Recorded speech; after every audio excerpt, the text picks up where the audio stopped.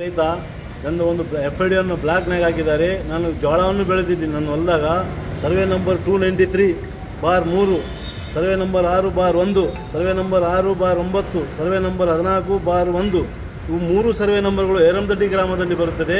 293/3 ಮಾನ್ವಿ ಗ್ರಾಮದಲ್ಲಿ ಬರುತ್ತದೆ. ಆದರೆ ಇನ್ನೊಂದು ಸರ್ವೆ ನಂಬರ್ ಐತಿ 335, ಅದು ಮಾನ್ವಿ ಗ್ರಾಮದಲ್ಲಿ ಬರುತ್ತದೆ. ಅದರಲ್ಲಿ ಹತ್ತಿದ ಕಾರಣ ನನ್ನ ಉಳಿದ ಸರ್ವೆ ನಂಬರ್ಗಳನ್ನು ಬ್ಲಾಕ್ ಮಾಡಿದ್ದಾರೆ. ನಾನು ಬೆಳೆಸಿದ್ದು ಜೋಳವನ್ನು ನಾನು ಎಲ್ಲಿ ಆಗಲಿ, ನಾನು ನುಕ್ಸಾನಾಗಲ್ಲ. ನೀವು ಮಾಡಿದ ತಪ್ಪನ್ನು ನನಗೆ ಸಫರ್ ಮಾಡ್ತೀರಾ. ಯಾರು ಕ್ರಿಮಿನಲ್ ಇದ್ದಾರೆ ಅವರ ಮೇಲೆ ಕ್ರಮ ತಗೊಳ್ಳಿ. ನನ್ನ ಮೇಲೆ ಅದಕ್ಕೆ ಇದನ್ನ ಜೋಳವನ್ನು ನಾನು ಗೌರ್ಮೆಂಟಿಗೆ ಆಗಲ, ಏನಿಲ್ಲ ನಿಮ್ಮ ಆಫೀಸ್ ಮುಂದೆ ತಂದು ಸುಟ್ಟಾಗಲ. ಇದನ್ನು ಹೊಣೆಗಾರ ಯಾರು? ನಿಮ್ಮ GPS ಮಾಡಿದವರೆಲ್ಲ ಹೊಣೆಗಾರರು. ಇದು ನಮ್ಮ ರೈತರ ಮೇಲೆ ಯಾಕೆ ನಿಮ್ಮದು ಧೋರಣೆ? ನಿಮ್ಮದು ಇದ್ರ ಬಗ್ಗೆ ನೀವು ಏನು ಮಾಡ್ತೀರಿ? ಈಗ ನನ್ನ FID ಬ್ಲಾಕ್ನಿಂದ ತೆಗಿತೀರಾ ಏನಿಲ್ಲ? ಇದ್ರ ಬಗ್ಗೆ ನಾನು ಏನನ್ನ ಮಾಡಬೇಕಾ? ನೀವು ಸೂಸೈಡ್ ಮಾಡ್ಕೋಬೇಕಾ ಏನು ನಿಮ್ಮ ಕಾರಕ?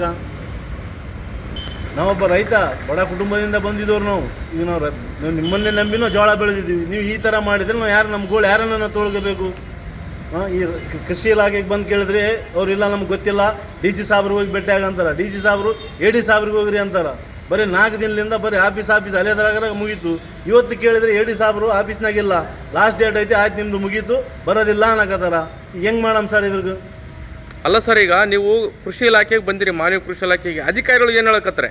ಇಲ್ಲ, ನಾನು ರಾಯಚೂರಾಗಿದ್ದೀವಿ ಅಂತಂತಾರೆ. ಇಲ್ಲಿ ನೋಡಿದ ಆಫೀಸ್ನಾಗ ಯಾರು ಇಲ್ಲ, ನಿಮ್ದು ಏನೋ ತಾಂತ್ರಿಕ ದೋಷ ಐತಿ, ಅದಕ್ಕೆ ನಿಮ್ದು ಬಂದಾಗ್ಯದ, ಅದ್ರ ಬಗ್ಗೆ ನೀವೇ ಸರಿಪಡಿಸಬೇಕು. ನಿಮಗೆ SMS ಮಾಡಿ ನೀವು ನೋಡ್ಕೊಂಡಿಲ್ಲ ಅಂತಾರ. ನಮ್ಗೆ SMS ಮಾಡಿದ್ ನಮ್ಗೆ ಯಾವ್ದಾನ ನಮ್ಮ ನಂಬರಿಗೆ ಬಂದ್ರಲ್ಲ ನಮ್ಗೆ ಗೊತ್ತಾಗೋದು. ಅಲ್ಲ ಸರ್, ಈಗ ನೀವು ಸರ್ಕಾರ ನಂಬಿ ನೀವು ಜೋಳ ಬೆಳೆದ್ರಿ. ಈಗ ನೀವು ಇಷ್ಟೊಂದು ಸರ್ವೆ ನಂಬರಿಗೆ ಈ ರೀತಿ ಜೋಳ ಬೆಳೆದ ನಂತರ ನಿಮಗೆ ಬ್ಲಾಕ್ ಮಾಡಿದಾರೆ ಅಂದಮೇಲೆ ನಿಮ್ಮ ಪರಿಸ್ಥಿತಿ ಏನು ಸರ್?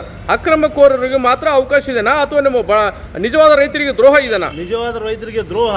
ಯಾರು ರೈತರಿಗೆ ಸರ್ಕಾರಕ್ಕೆ ಮೋಸ ಮಾಡ್ತಾರೆ ಅವರಿಗೆ ಇದು ಐತೆ, ಅಲ್ಲಿ ವ್ಯಾಲ್ಯೂ ಐತೆ. ನಮ್ಮಂಥವ್ರಿಗೆ ಇಲ್ಲ. ನಿಯತ್ತಿಂದ ಇದ್ದ ರೈತರಿಗೆ ಏನೂ ಇಲ್ಲ. ಮತ್ತೆ ಹಿಂಗಾದ್ರೆ ಹೆಂಗೆ ಸರ್?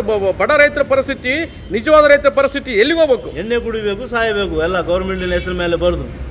ಮತ್ತೆ ನಿಮ್ಮ ಮುಂದೆ ನಿರ್ಧಾರ ಏನು ಸರ್? ಈಗ ನೋಡ್ತೀನಿ ಸರ್, ಇವತ್ತು ನಾಳೆ ಅಂತ ಅನ್ನಕತ್ತಾರ. FID ನಂದು ಕ್ಲಿಯರ್ ಆಗಿಲ್ಲ ಅಂತಂದ್ರೆ ನಾನು ಇಲ್ಲಿ ಜೋಳ ತಗೊಂಬಂದು AD ಆಫೀಸ್ ಇಲ್ಲ, ತಹಸೀಲ್ ಆಫೀಸ್ ಇಲ್ಲ, DC ಆಫೀಸ್ ಮುಂದೆ ತಂದು ನಾನು ಧರಣಿಗೆ ಮಾಡ್ತೀನಿ. ಅದ್ರ ಬಗ್ಗೆ ಅವರು ಇದು ಮಾಡ್ಬೇಕು ಅಷ್ಟೇ.